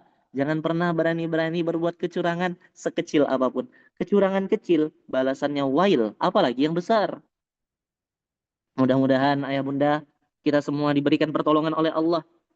Nanti di padang mahsyar semoga ada syafaat yang berkenan datang kepada kita nantinya. Mudah-mudahan kita semua diampunkan dosa-dosanya, ditutup semua aibnya. Malu kita kalau dibukakan aib kita nanti di sana ditonton oleh semua orang, gitu ya, malu banget. Gitu ya. Hari ini aja malu kalau udah kebongkar aibnya, apalagi nanti, gitu ya. Mudah-mudahan kita semua diberikan kekuatan oleh Allah untuk mengamalkan ayat-ayat yang kita pelajari pada kesempatan hari ini. Insya Allah masih ada sekitar beberapa 10 menitan ya, atau lebih sedikit. Kita pakai untuk tanya jawab saja karena kayaknya tadi banyak sekali pertanyaan. Dan saya mohon izin, apa yang tidak saya tahu nanti akan saya jadikan PR saja, gitu ya. Saya tidak akan menjawab apa yang tidak saya tahu dan hanya menjawab sekedar yang saya tahu saja. Barakallahu fikum. Allahu a'lam bissawab. Mohon maaf atas apa kurang yang saya sampaikan. Mudah-mudahan dapat bermanfaat. Saya serahkan kepada Mas Irgi Ramadan selaku MC. Assalamualaikum warahmatullahi wabarakatuh. Waalaikumsalam warahmatullahi wabarakatuh. Alhamdulillah. Alhamdulillah, jazakumullah khairan katsir Ustaz. Di sesi pertama ini, Masya Allah, tabarakallah, sangat banyak yang kita ketahui, Bunda. Ternyata banyak sekali ya kecurangan yang tidak disadari, bukan hanya perniagaan, tetapi dalam segala aspek kehidupan. Semoga kita bisa menghindarinya. Ayo Bunda, Bang Kakak semuanya, sebelum ke sesi yang kedua, yaitu sesi tanya jawab bersama Ustadz, silahkan dipersiapkan terlebih dahulu. Insya Allah di tanggal 1 sampai 2 November, di pukul pada subuh, waktu yang sama, Insya Allah Dr. Gustavianza akan membersamai kita, yaitu saat sakit, jangan panik, pertolongan pertama saat sakit melanda. Bagi ayah bunda yang belum tergabung di grup STB, ayah bunda bisa daftar. Insya Allah linknya akan diberikan di kolom komentar ataupun Ayah Bunda bisa melihat nih di sini di layar ada informasi webinarnya yaitu Kak Dira. Silahkan Ayah Bunda catat nomornya dan hubungi beliau. Insya Allah webinar diadakan pekan ini Sabtu dan Ahad. Barakallahu fikum. Baik Ayah Bunda, apakah ada yang ingin ditanyakan kepada Ustadz? Bisa aktifkan fitur raise hand-nya ataupun di kolom komentar. Insya Allah akan kami bacakan.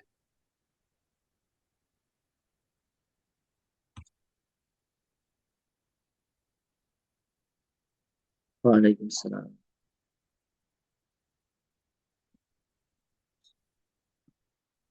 Mana tadi yang mau bertanya? Ustadz, sambil menunggu apakah Irgi boleh bertanya? Sepertinya sama seperti Umu Adin. Masalah kris, Ustaz. Waduh, masalah kris. Waduh, ini agak sedikit Iya, ini ya. karena di praktik sebagian pedagang, Ustaz, Irgi lihat di datanya Hmm? di internet itu kan pedagang itu pembeli tidak boleh dibebankan kris. Biasanya ada pedagang dibebankan misalnya Rp500 seperti itu. Nah, ketika dilihat di Kementerian Keuangannya atau di lembaga yang menaunginya itu ternyata tidak boleh dibebankan kepada pembeli, harusnya kepada pedagang. Nah, ini bagaimana, Ustaz? Seperti itu. Oke. Oke. Ini saya ini baru tahu ya ini ya, Mas Irgi ya. Mungkin Baik, nanti, Ustaz. mungkin nanti saya coba telaah dulu, gitu ya. Karena sejujurnya saya baru tahu nih itu. Saya tidak terlalu mengikuti soalnya. Kalau yang ini, Insya Allah nanti coba saya telaah dulu. Nanti saya kirimkan ke admin. Kalau seandainya ada grupnya nggak ini? Ada, Ustaz. Ada grup. Nanti jawabannya nanti saya tuliskan, nanti saya kirimkan ke admin. Mungkin nanti adminnya bisa kirim ke grup aja. Gitu ya, Mas Irgi ya. Baik, Ustaz. Soalnya saya tidak terlalu Jazakallah. mendalami ini. Terima Baik, kasih. Ustaz. Saya mohon maaf ya. Alhamdulillah. Baik, Umu Adin, insya Allah nanti diberikan informasi di hari kemudian. Baik, dari Umi Amrina dari Kendal. Silahkan, Umi, langsung kepada Ustaz Farid.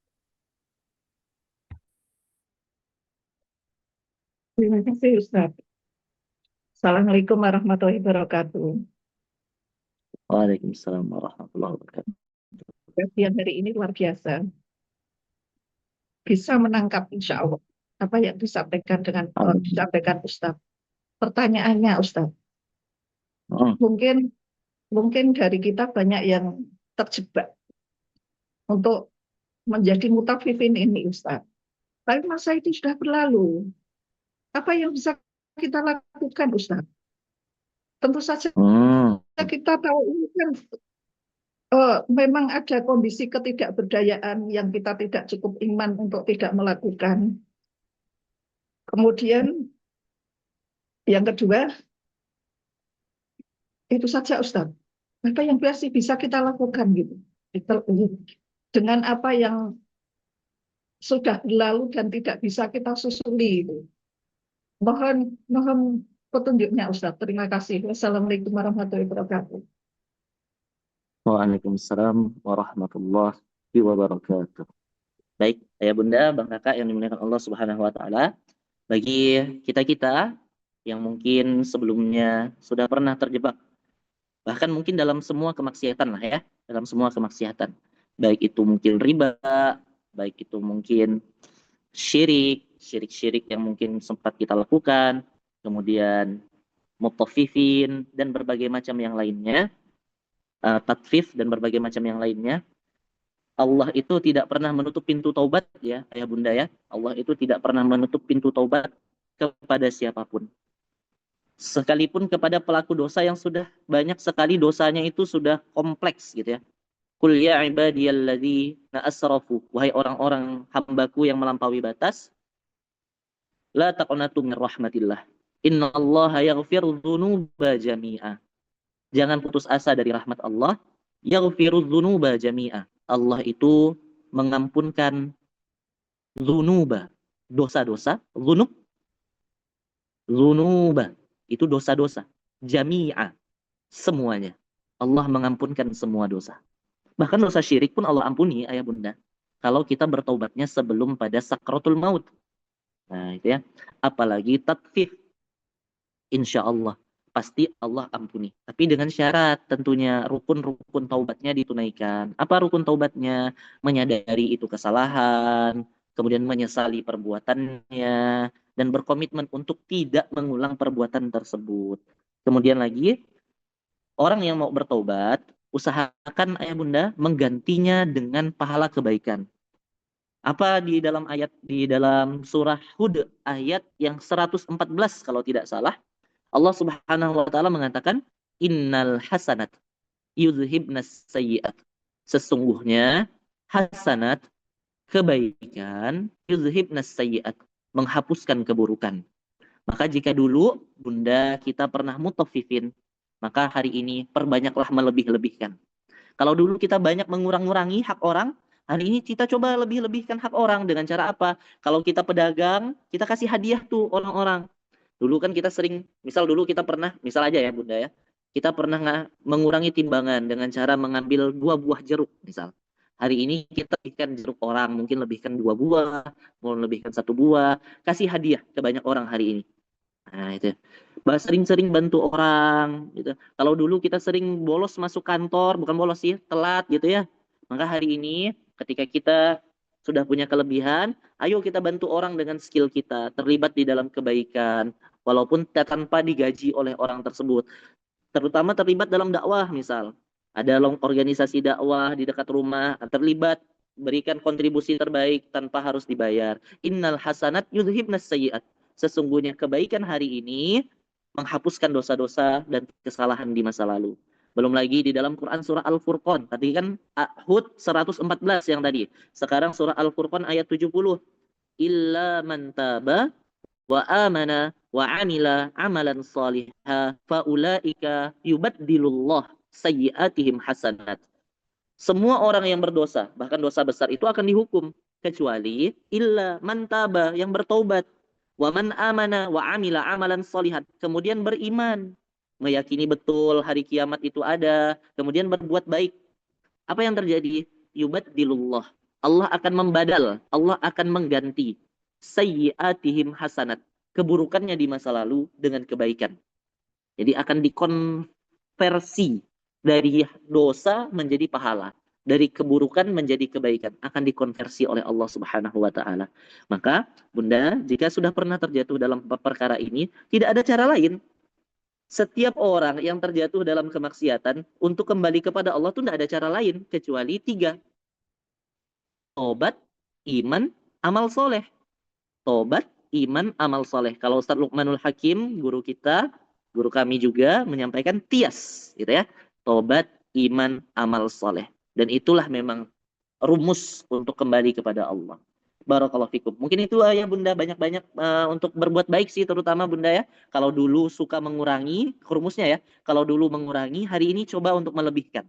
Ngasih hadiah, ngasih apalah gitu. Perbanyak sedekah dan sebagainya. Mudah-mudahan Allah menerima taubat kita semuanya. Amin ya rabbal alamin. Masya Allah, baik Ustaz. Oke.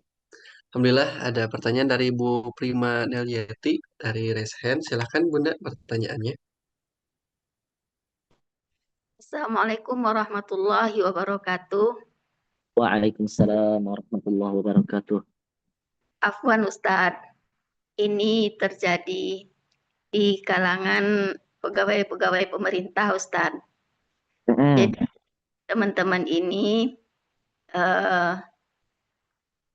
mereka izin untuk taklim gitu Ustadz, atau belajar tahlim gitu di jam-jam kerja. Karena kata mereka ya jam setelah jam istirahat nggak banyak kerjaan, jadi belajar Ustadz. Nah, bagaimana dengan keadaan yang seperti itu? Mereka kan bukan menyia-nyiakan waktu, tapi mengisi waktu untuk kebaikan. Nah, bagaimana di dalam timbangannya ini Ustadz? Ya, kecurangan timbangannya kan di situ Ustadz bilang tadi. Nah, Siap. sedangkan kita kan untuk kebaikan. Gimana ini Ustadz? Mohon pencerahannya. Assalamualaikum Siap. warahmatullahi Baik Bunda, wabarakatuh. terima kasih pertanyaannya. Waalaikumsalam. Masya Allah, pertanyaan yang sangat bagus. Baik, izin ya Bunda ya, saya izin menjawab ya. Ini ngejawabnya agak sedikit hati-hati kita, karena dua-duanya adalah kebaikan. Ya, Ya. kalau satunya kebaikan, satunya keburukan, ya itu gampang kita ngejawabnya. Kita ambil dalilnya dulu. Bekerja, kemudian sebagai PNS itu sudah punya amanah dan kita diperintahkan oleh Allah Subhanahu wa taala untuk menjaga amanah. Tepatnya di Quran surah An-Nisa ayat 58. Perintah Allah untuk menjaga amanah ada di surah An-Nisa ayat 58. Innallaha ya'murukum an tu'addunal amanata ila ahliha. Sesungguhnya Allah memerintahkan kalian untuk menunaikan amanah kepada yang berhak. Jadi PNS, kita sudah punya jam kerja, kita sudah diikat kontrak, kita sudah punya kesepakatan, maka wajib bagi kita untuk menunaikan amanah tersebut dengan cara yang benar kepada orang yang berhak. Itu yang pertama. Kemudian taklim. Taklim tentu juga ada dalilnya, sudah jelas ya. Sesungguhnya Allah itu Allah itu memerintahkan kita untuk belajar, jelas gitu ya. Sudah jelas sekali ya, ayat-ayat tentang menuntut ilmu itu sudah banyak sekali. Kemudian tapi kita juga tidak boleh mencampur adukan antara kebaikan dengan keburukan. Nah, ya, kita tidak boleh mencampur adukan antara kebaikan dan keburukan, ya. Jangan menggabungkan haqqo bil batil. Jangan menggabungkan antara kebenaran dengan kesalahan. Ditambah lagi ya ayah bunda, ada hadis di dalam hadis Nabi SAW, innallaha thayyibun la yuqbalu illa thayyiban. Allah itu baik dan hanya menerima yang baik-baik. Nah ya, dan tidak menerima kecuali yang baik-baik. Berarti dalam prinsip beramal soleh kita harus memastikan amal soleh kita itu benar plus caranya, amal solehnya baik plus caranya benar, gitu ya. Karena kebenaran tidak bisa, karena kebenaran harus beriringan dengan kebaikan dan kebaikan pun harus dilakukan atas dasar kebenaran. Itu kata guru saya ya. Nah, maka bagaimana caranya? Ini boleh kalau satu syarat terpenuhi. Satu aja syaratnya. Ada izin dari atasan. Ada izin dari atasan. Ya, ada izin dari atasan. Jadi syaratnya boleh kalau sudah izin dari atasan. Kalau atasannya sudah mengizinkan, maka diperbolehkan. Tetapi kalau atasannya tidak mengizinkan, maka tidak boleh. Dan ini termasuk perbuatan khianat. Termasuk perbuatan khianat. Karena derajat menunaikan amanah, kalau dalam urusan yang barusan Bunda ceritakan, itu derajatnya lebih tinggi daripada belajar taklim. Nah, itu ya. Kenapa? Karena menunaikan amanah ini berkaitan dengan hubungan sesama manusia plus juga dengan Allah. Sedangkan ketika kita taklim, kita hanya berurusan dengan Allah. Dan kalau kita tidak menunaikan amanah, kita berdosa. Kalau kita tidak datang taklim, kita masih bisa cari taklim yang lain. Nah, seperti itu. Maka kalau ada izin, diperbolehkan. Tetapi kalau tidak ada izinnya, maka tidak diperbolehkan. Apa dalil yang bisa kita pakai? Ada seseorang sholat di atas tanah rampasan. Nabi SAW bersabda, Innallaha la yanzuru ila salati abdi ghasaba shibran minal ardi yasallu alaiha. Allah tidak akan melihat sholat seseorang yang berdiri di atas tanah ghasab, tanah rampasan. Tidak akan Allah lihat. Minal ardi yusalla, berdiri di atas tanah hasil rampasan, maka sholatnya tidak akan diterima oleh Allah. Karena dia khianat, karena dia zalim. dan meninggalkan pekerjaan di jam kerja adalah perkara khianat dan perkara zalim. Sekalipun ayah bunda ya, sekalipun tidak ada pekerjaan, apa kosong gitu ya. Mungkin ada. Cuman karena waktunya kita anggap masih panjang, jadi tidak kita kerjakan. Tapi kalau memang seandainya bisa izin, maka menjadi boleh hukumnya. Mungkin itu jawaban yang bisa saya berikan dengan sedikit kebijaksanaan, Bunda. Terima kasih banyak. Allahu a'lam bishawab. Jazakallahu khair, Ustaz. Siap, Bunda. Insya Allah. Baik Ustaz. Bagaimana Ustaz? Bisa kita lanjut atau dicukupkan satu pertanyaan lagi? Boleh, satu pertanyaan boleh, jadi 3, ganjil. Baik. Ustaz, di sini ada Bunda Zohan yang resen lagi. Bunda bisa tersambung? Assalamualaikum Ustaz. Terima kasih Waalaikumsalam. kesempatannya. Izin tanya, saya itu beberapa tahun itu kan jadi personalia. Nah, untuk ownernya itu mensyaratkan untuk staff itu gaji on all in, untuk produksi dihitung overtime. Nah, saya setiap menerima karyawan yang posisinya staff itu selalu bilang kalau Anda di sini dituntut loyalitas. Kalau misalnya emang harus kerja jam kerja kan 8 to 5. Kalau memang dituntut untuk lebih dari jam 5, itu Anda tidak dihitung lembur. Dan kalau memang jam kerja Senin sampai Jumat. Nah, kalau emang dituntut kerja hari Sabtu, itu tidak dihitung lembur.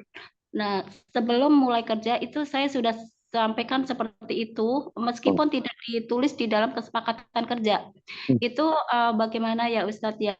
Terus yang kedua, saya sendiri itu kalau dalam keadaan tertentu itu saya datang misalnya jam 9, tapi saya komit karena saya tadi hutang 1 jam, saya juga nanti harus pulangnya lebih dari jam 5 karena saya punya hutang. Nah, itu saya selalu komit itu. Itu bagaimana hukumnya ya Ustadz ya. Terima kasih. Assalamualaikum warahmatullahi wabarakatuh. Baik. Bismillahirrahmanirrahim. Yang kedua dulu saya jawab ya. Yang kedua dulu. Untuk yang kedua, Bunda, kalau seandainya Bunda berkomitmen untuk mengikop ya, menghukum diri sendiri, di dalam Islam itu juga memang ada mu'aqabah namanya. Jadi kalau di dalam ibadah bahkan juga ada. Misal kalau kita sudah terbiasa sholat duha, kemudian kita tidak melaksanakan sholat duha, maka kita berazam mengikop diri, ya Allah kalau saya tidak sholat duha maka akan saya ganti dengan sedekah sekian misal. Atau ya Allah kalau saya tidak sholat duha saya akan menggantinya dengan sholat tahajud yang saya tambah menjadi 21 rakaat misal. Maka itu diperbolehkan di dalam ibadah. Apakah itu juga diperbolehkan dalam bab muamalah? Itu diperbolehkan dalam bab muamalah kalau seandainya tadi balik-balik lagi ya, dalam bab muamalah ini selalu terkait kesepakatan. Ingat, antara manusia dengan manusia yang lainnya, antara muslim dengan muslim yang lainnya, terikat kesepakatan. Kalau atasan ibu ridho, kalau atasan bunda ridho dengan itu, dan memang dengan lemburnya bunda menambah bukan lembur ya, dengan tambahan jam pulang bunda itu, membuat bunda tetap mengerjakan apa yang seharusnya dikerjakan, maka tidak apa-apa. Nah, itu ya, maka tidak apa-apa. Yang agak sedikit ribet itu kan adalah satu ya, udahlah bosnya nggak ridho, ditambah lagi pekerjaan itu memang harusnya jam 8 sampai jam 9 dikerjakan. Sekalipun kita menambah jam pulang, pekerjaan itu tidak bisa kita kerjakan misal. Nah, itu yang agak ribet. Dan itu jelas-jelas tidak boleh. Tetapi kalau itu sudah disepakati, kemudian kita tetap produktif ya. Jangan sampai kita menambah jam pulang, tapi juga tidak produktif, hanya main HP gitu ya. Dan sebagian orang tuh ada yang kayak gitu. Dan mungkin bukan bunda gitu. Nah ini yang juga harus balik-balik ke kesepakatan lagi sih sebenarnya ya. Paling intinya adalah ke kesepakatan. Sekali lagi, intinya adalah kepada kesepakatan.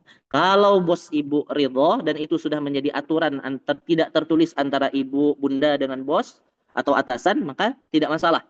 Dan mudah-mudahan itu juga menjadi penggugur atas kesalahan dan dosa kita. Itu yang jawaban atas pertanyaan yang kedua. Kemudian yang berikutnya. Pertanyaan yang pertama, Tadi terkait dengan bagaimana hukumnya ketika kita sudah membuat kesepakatan. Ingat ya, sudah terikat kesepakatan di awal ya. Kalau ini tidak terikat kesepakatan, jelas sekali hukumnya zalim. Gitu ya, jelas sekali hukumnya zalim. Tetapi ayah bunda, nah kalau ini sudah disepakati, kemudian sudah sama-sama tahu, maka ini hukumnya menjadi boleh. Gitu ya. Lembur, ini kan bisa kita sampaikan lembur tanpa upah ya jadinya ya. Lembur tanpa upah, karena tadi tuntutan loyalitas dan ini sudah disepakati. Kalau itu sudah sepakat, gitu ya, sudah balik-balik lagi kaidahnya, muslim satu dengan muslim lainnya terikat kepada kesepakatan, maka tidak apa-apa. Tetapi kalau ini tidak disepakati atau bahkan sepakat tetapi dengan ancaman. Nah, ya. Kesepakat tetapi dengan ancaman. Bahkan menimbulkan kezaliman misal. Nah, ini juga tidak boleh. Tetapi kalau ini sudah diatur, kemudian sudah disepakati, walaupun tadi tidak tertulis ya, walaupun nanti kalau bisa, kalau pekerjaan-pekerjaan begini, bagi ayah bunda yang punya pekerjaan begini, sebagai personalia, HR, dan sebagainya, saran kami ditulis. Gitu ya, ditulis di atas hitam dan putih supaya lebih jelas. Tetapi kalau seandainya tidak pun, dan sudah sepakat, dan sudah menjadi culture perusahaan, maka tidak apa-apa. Gitu ya, tidak apa-apa. Tetapi kalau dengan unsur paksaan, atau mendadak diberitahu di pertengahan jalan setelah kontrak sudah ditandatangani, maka ini menjadi akad zalim dan tidak boleh dilakukan. Nah, seperti itu Bunda. Mungkin mudah-mudahan pertanyaan ini cukup bisa menjawab apa yang ditanyakan oleh Bunda. Kalau siap. Kalau titip absen gimana Ustadz? Titip absen nggak boleh. Nggak boleh. Berarti kan dia telat absennya doang. Bohong berarti dia. Oke, sudah mungkin itu aja Mas Irgi. Baik, Ustaz. Alhamdulillah pertanyaan dari Raisen sudah terjawab. Mohon maaf Bunda apabila ada pertanyaan yang belum terjawab dan insya Allah Ustadz Farid semoga Allah izinkan terus mengisi di Quran Talks ya sehingga kita bisa banyak berinteraksi. Baik Bunda, abang kakak semuanya sebagaimana yang disampaikan oleh beliau tadi banyak sekali yang disampaikan ya akhirnya tidak bisa merangkum sedemikian rupa tapi alhamdulillah kita stay di sini sampai awal sampai akhir karena ampunan Allah nih Masya Allah akan datang kepada kita dan insya Allah semoga apa yang beliau sampaikan bisa kita jadikan pegangan Bunda bahwa kecurangan itu sangat-sangat berbahaya terutama kata beliau disampaikan nanti akan masuk neraka wail yang itu ada tercampurnya darah dan anak nauzubillah min dzalik itu sampai mual ya Bunda. Baik, Masya Allah, tabarakallah, alhamdulillah, barakallah. Bunda semuanya, semoga istiqomah. Sebelum kita tutup, mari kita kembalikan kepada Ustadz untuk menutup dengan closing statement. Silakan Ustadz. Masya Allah, closing statement. Baik, bismillahirrahmanirrahim. Sekali lagi, ayah bunda, bang kakak, terima kasih banyak atas kesempatan dan waktu yang telah disisihkan untuk mendengarkan ilmu dari kami. Kami ingatkan sekali lagi, ayah bunda, bang kakak, setiap kecurangan, setiap pengurangan hak dan kewajiban yang kita lakukan kepada manusia, yang kita lakukan kepada Allah, itu adalah termasuk pada perkara mutaffifin. Gitu ya, termasuk pada perkara mutaffifin.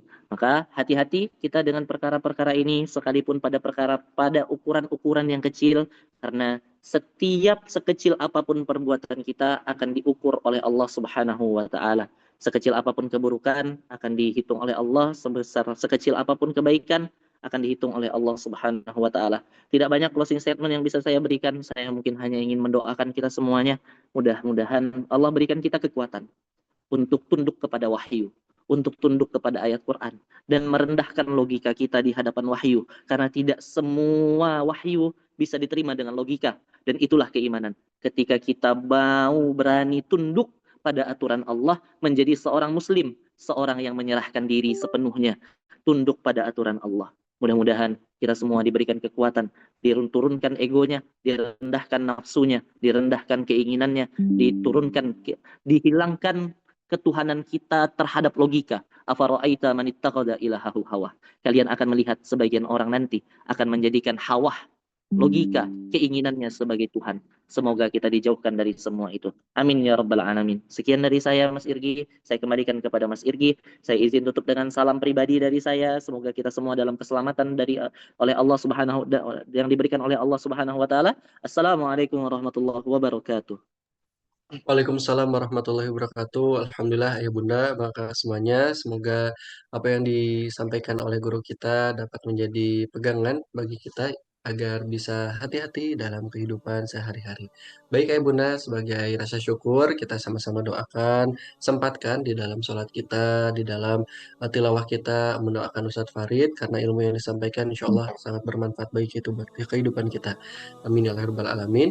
Baik, yang Bunda kita cukupkan dengan kalimat hamdalah, alhamdulillahirabbil alamin, kemudian sama-sama beristighfar, astagfirullahaladzim, astagfirullahaladzim, astagfirullahaladzim, dan disempurnakan dengan doa kafaratul majelis. Subhanakallahumma wa bihamdika, asyhadu an la ilaha illa anta wa nastaghfiruka wa natubu ilaik. Kami dari tim Titik Balik pamit undur diri, sampai jumpa di kajian berikutnya. Wassalamualaikum warahmatullahi wabarakatuh. Assalamualaikum. Waalaikumsalam warahmatullahi wabarakatuh. Jazakumullah khair Ustaz Farid. Sehat semuanya. Semoga di dalam Subhanallah.